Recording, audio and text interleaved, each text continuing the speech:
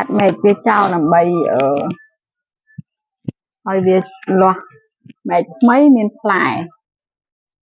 cái lần này chắc trang phi trang mệt muốn mà lấy cho bị mà tất nữa cho mặc hai cái tôi tới mặc hai rồiแต่យើងបានប្រមូលផលពួក